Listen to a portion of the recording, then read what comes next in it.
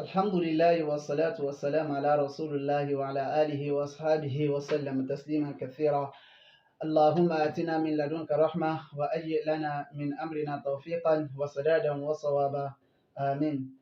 I welcome you, my dear brothers and sisters, to this program.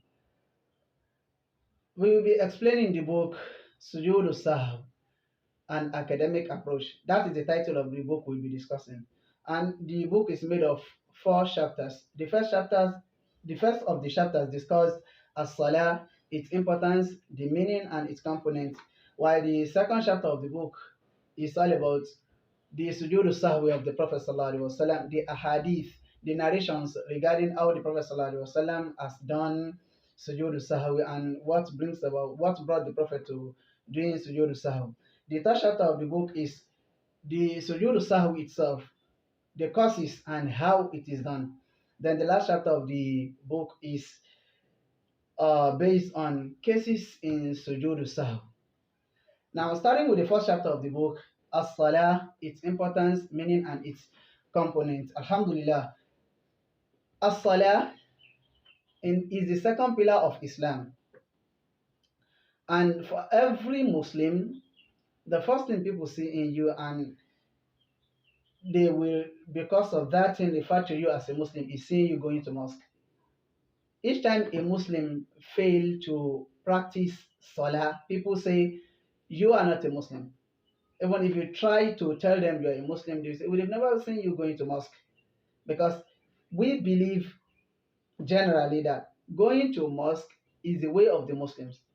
And Allah subhanahu wa ta'ala has placed Salah as the difference between a Muslim and non-Muslim. He said, alayhi salatu wasalam, that al-farqu baynana wa baynahuma salah. The difference between us, the Muslims, and they, the non-believers, is as-salah.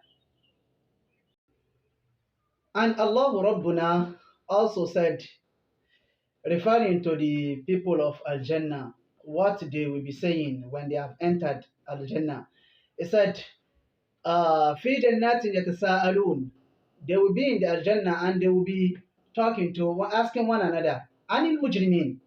They will be asking themselves about the criminals. See the name, mujrim, a criminal. Anil mujrimin. They will be asking about the criminals. Ma salakakum fi saqar. What brings you guys into hellfire? What brings you here? Then those Allah referred to as criminals in the hellfire will start mentioning what brought them into hellfire. Wallahi, the first thing they will talk about is the issue of Salah. They say, Lam naku minal musallin. We are not part of those that prayed.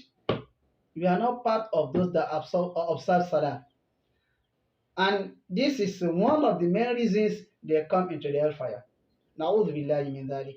So this is how important as-salah is in Islam. This is how important as-salah is to mankind. Because if you are able to safeguard your salah, you have actually prepared your way to safety in the hereafter. But if you are not able to do that, then you are walking the way of danger. وعن أبي هريرة رضي الله عنه أن النبي صلى الله عليه وسلم قال إن أول ما يحاسب به العبد يوم القيامة من عمله الصلاة.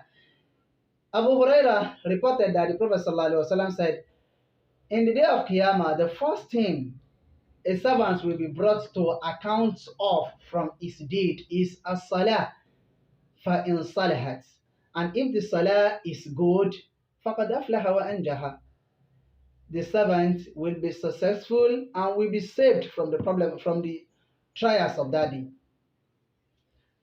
فَإِنْ فَسَدَتْ وَإِنْ فَسَدَتْ. And if that salah is defective, it is bad, فَقَدْ خَابَ وَخَسَرَ وَخَسِرَ. If the salah is defective, he has come to the day of Qiyamah with a defective salah, or he has not prayed. or he prayed, but the salah has problems. فَقَدْ خَابَ. The person will be unfortunate, daddy. Hmm? And will be lost, daddy.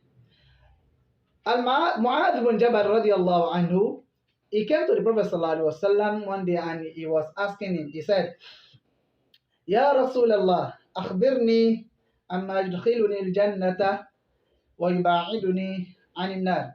O Prophet of Allah sallallahu alaihi wasallam, please tell me what will make me enter al-Jannah and will take me far away from the hellfire.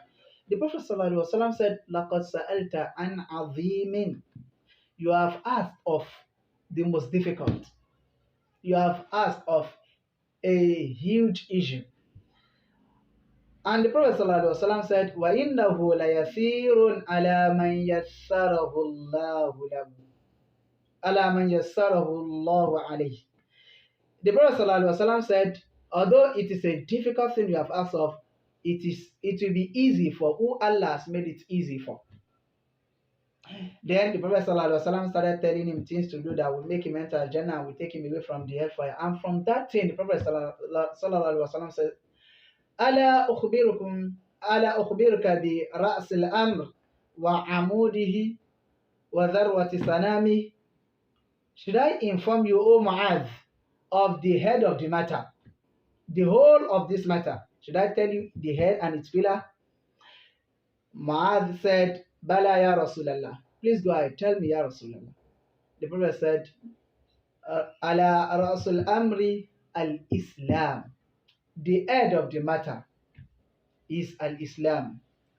Wa amuduhu as-salah. And the pillar of that Islam is as-salah. Which means when as-salah is not there, then there is no Islam. And when Islam is not there, then there is no al-Jannah. These are some of many things the Prophet ﷺ have said about as-salah. And the salah we are talking about, that is the pillar of Islam, is the one that Allah will not accept excuse from anyone for leaving it. Because the sharī'a has made provision for every circumstance you find yourself. There is no water, there is a provision for that. You are sick, there is a provision for that. You are traveling, there is a provision for that. You are at war, in the state of fear, there is a provision for that.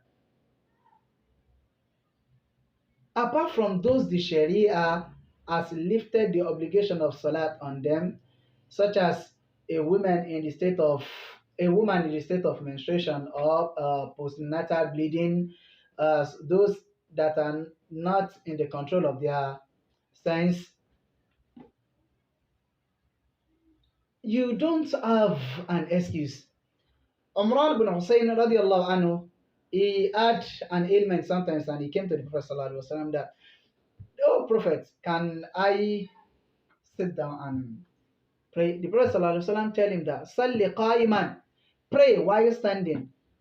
فَإِن لَمْ تَسْتَطِعْ, and if you cannot, then do that فَقَاعِدًا, sit. وَإِن لَمْ تَسْتَطِعْ, and if you cannot do that فَعَلَى جَنْبٍ, then pray while you are sleeping down. Which means as-salah is as compulsory as the life in your body. You cannot omit it, you cannot neglect it due to a kind of circumstance you find yourself.